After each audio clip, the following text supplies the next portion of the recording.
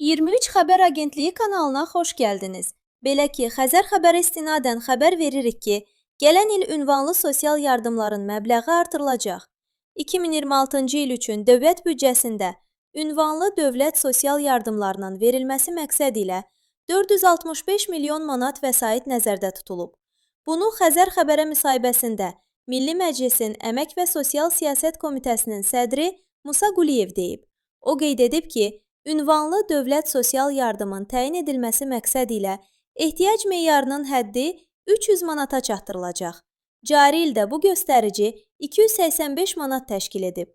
Ehtiyac meyarının 300 manata çatdırılması və yaxud 5,12% artırılması imkan verəcək ki, ünvanı sosial yardım ailələrə daxil olan dövlət vəsaitinin məbləği də yüksəlsin.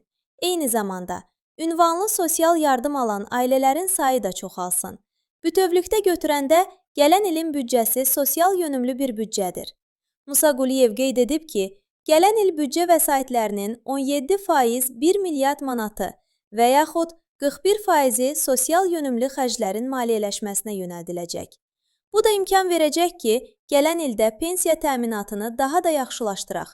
Bu ilin sonuna nəzərdə tutulur ki, ölkə üzrə orta aylıq əmək haqqı 9,2% artacaqdır.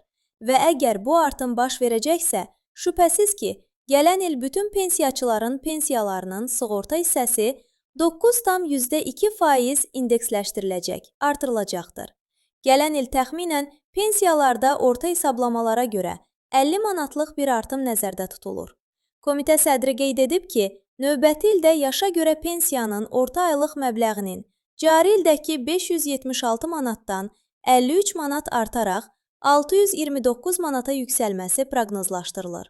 Xəbəri sizə mən təqdim etdim. Günay Quliyeva.